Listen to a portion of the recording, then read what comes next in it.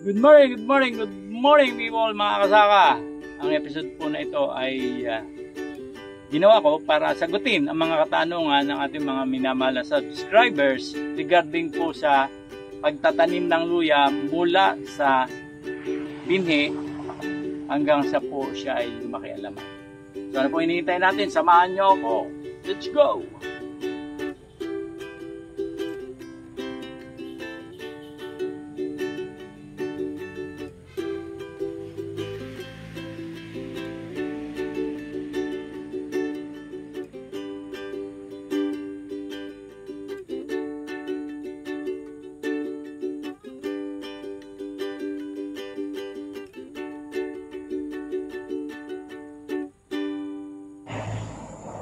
Okay mga kasakang, number 1 po natin sasagutin ay yung paano daw po ba mag-maintain ng seedlings. So yun po yung number 1. Number 2, kailan yung ideal time na magtanim na luya? At pwede ba magtanim ng September at October? Number 3, yung pong fertilization o yung kailan maglalagay ng pataba at gaano karaming pataba ilalagay. At number 4, yung pong ginagawa po nating na paano natin mapalaki yung yung luya. So paano po ano pong mga technique ang ginagawa natin para mapalaki ito. So ito po ang i-share ko ay base po sa aking karanasan. Hindi po ako lilinawin ko lamang po, hindi po ako eksperto.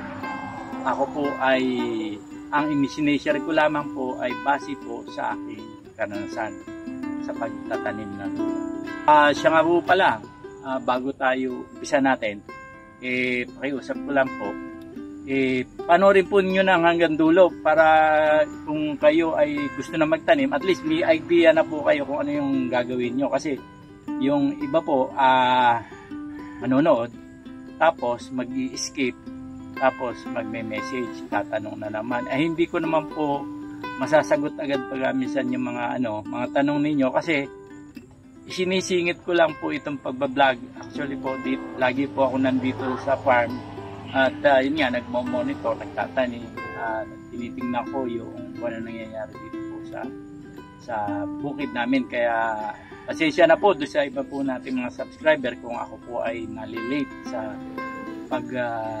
sagot sa inyong mga tanong. So, let's go. Umpisa na po natin. Okay mga kasaka, ang una pong tanong na sasagutin natin ay paano po ba mapanatili na malusog ang ating seedling. So, napaka-importante po kasi na malusog ang seedling dahil ito po ang umpisa ng pagtubo niya. So, kapag po maganda ito, malaki po ang chance na magiging malusog din ang ating mga pananim. So, ang ginawa po muna natin ngayon ay dinala po natin ito sa area na kung saan itatanim na po yung ating seedlings. So, ito po ay isang paraan para ma-acclimatize na rin yung luya doon sa lugar na kung saan siya itatanim at hindi po siya manibago sa environment. Mga kasaka, gusto po kasi ng luya ay mamasa-masa, kaya po pag nakita na po niya yung surface na natutuyo na, kinakailangan na po nating diligan yan. So, konti lang naman po, mabasa lang. Ngayon, pagkatapos po nating magdilig, ay lalagyan na po natin yan ng compost. Hindi po kami gumagamit ng synthetic fertilizer. So, compost lamang po. At after na ma-applyan po ay kagad-agad ay didiligan po na rin namin yan para ma-absorb na rin po ng nung halaman yung mga nutrients na nanggaling po doon sa compost. So, ang ginagawa naman po namin every other week nag-a-apply po tayo ng compost para yun po masustain po yung pangailangan ng pataba nung ating seedlings. Ang pag-uusapan po naman natin ngayon ay kung ay ang tanong po ng isa nating subscriber na kung tutubo daw po ba ang luya sa month ng October at saka September. So ngayon nga po yun. So ang sagot ko po, base po sa aking karanasan, ay tumutubo. Anong prueba? Ito na po. Ito po yung luya na kung saan ay propagate na pinatubo ko po noong last week ng July. So mapapanood po niyo to sa vlog 118 kung paano ko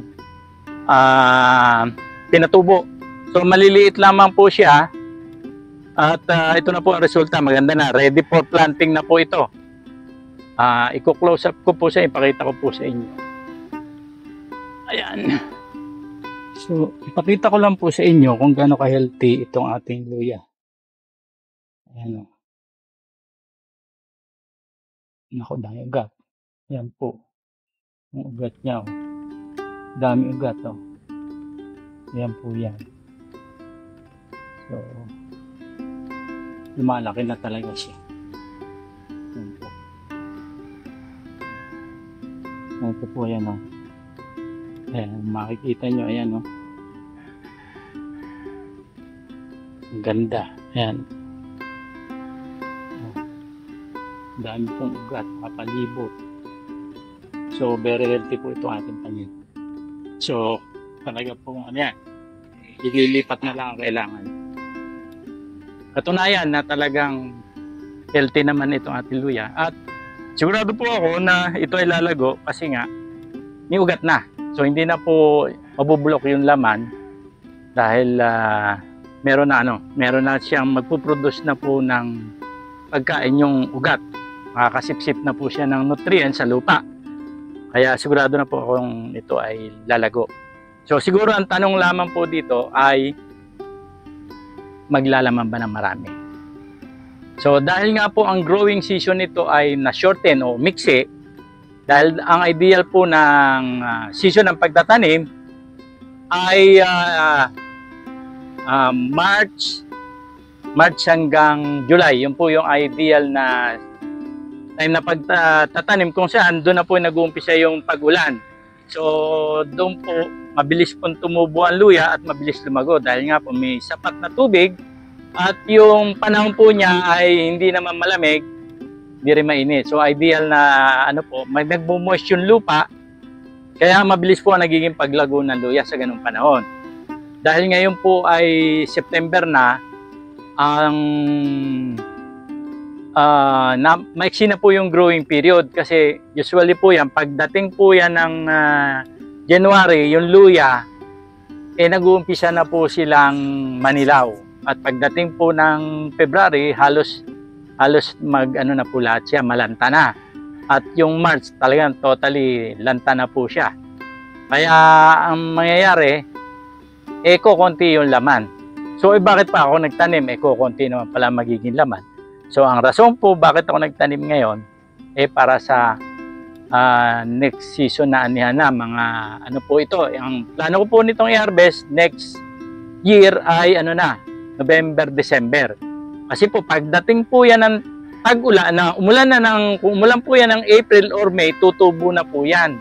Kasi po dito sa amin kahit po April na dahil malamig nga dito, buntok po itong lugar namin sa Lokban, umuulan po kahit April. So pagdating po talaga ng May niyan, umuusbong na. So mag-uumpisa na po siyang lumago. Dahil established na po siya, nandun na sa lupa, mabilis po yung paglago ng kanyang mga rhizome. Marami po agad tumutubo. Kaya po, base ko po sa experience ko, karanasan ko ay nakaka-harvest po pag ganong hindi nagalaw yung luya sa lupa, ang dami po laman, mga more than 2 kilos per puno. So yun po yung kaya ang dahilan nito, kaya itatanim ko ngayon para sa next year na harvest na po yan ng off-season. Kasi po off-season yun yung harvest na yun. So maganda po presyo nito. So tapos ang ideal na panahon o ideal na temperatura po sa pagtatanim ng luya ay 20 degrees centigrade hanggang 32. So yun po, ngayon naman po, nag-average po dito sa area namin mga nasa 26. So ideal po sa pagtatanim. Sana po ay nakatulong itong video na ito para maliwanagan yung ating gusto magtanim ng luya na kahit sa ganitong panahon pwede magtanim. Pero tandaan po din natin na tayo magkakaiba ng lugar. Dito po yung sa amin. Kasi po nakasalalay po ang kahit na anong halaman sa lugar na pinagtataniman, lupa na pinagtataniman, at saka yung klima. So kung yun po ay ideal do sa ganung halaman, sigurado po lalago at lalago. Tulad po sa amin dito ang mangga. Dahil po dito ay malamig, hindi po wala po dito mga mangga na matamis. Hindi po ideal, pero marami po dito santol, lansones, yun po yung mga langka, dito tumutubo po yan dito. So hindi po lahat ng halaman ay po pwede sa bawat lugar. May kanya-kanya po tayong ang halaman po may kanya-kanyang lugar na nagiging malago din siya. Okay, ngayon mga kasaka, ang sasagutin naman natin ay paano tayo mag-fertilize, gaano karami at gaano kalimit tayo naglalagay ng pataba sa ating luya. So pero bago po natin yan lagyan ng pataba, ay siguraduhin po muna natin malinis yung ating taniman ng luya. Katulad po nito, makikita ninyo na marami pang damo. So ang gagawin po muna dito, tatanggalan po muna yan ng damo, at pagkatapos pong malinis, lalagyan na po natin ang pataba. Ang pataba pong ini-apply namin dito ay compost. Ito nga po yung kombinasyon po yan ng chicken manure, ng carbonized risal at saka po risal. So gaano namang karaming manure ang nilalagay? Depende po sa status ng halaman. Kapag po maganda yung tubo, katulad po nito, hindi po masyadong madami ang nilalagay namin. Pero doon po sa susunod na area na makikita ninyo na kung saan ay tinaniman na po kasi natin dati yan ng luya at may naka-intercrop na kamote. Ito na po yung lugar na yan. Last year po may tanim na po yan ng luya. So dito po hindi po masyadong maganda yung ating luya kasi nga po siguro na-deplete na rin po ng mga pataba. Kaya dito po mas madami pong pataba ang ating ilalagay. So kung gaano karami, depende po yan do sa observation nyo. Kasi ayan po, makikita ninyo, hindi rin pero doon po sa tabi, maganda naman po dahil yan po yung ating tanglad na itinanim. So healthy naman po yung tanglad.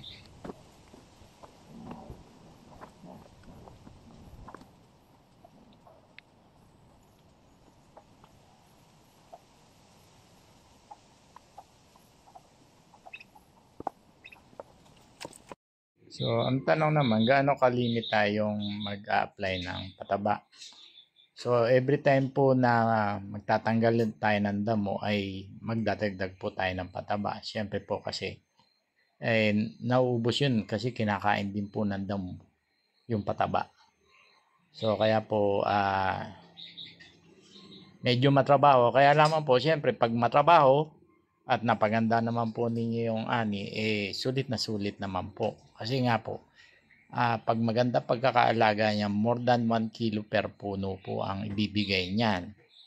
So kaya yan, makikita nyo, tinatansya ko lamang po ang paglalagay. Gamit nga po ang pala, tsaka po yung karatela para mapabilis ang pagtatrabaho yan. Mabilis po kasi pag meron tayong mga tools na ginagamit. So importante rin po na kung kayo po ay nagtatanim, magsadya rin po kayo ng mga gamit para maging magaan ang trabaho at the same time mapapabilis din po.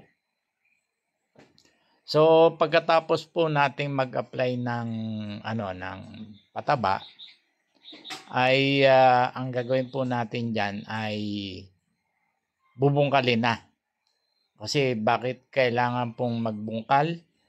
So kaya po natin binubungkal yung lupa para maging loose o maging buwaghag. So at saka po ang isa pong purpose noon ay makahinga din po yung ugat. Kasi po pag nakahinga yung ugat, ano po yan,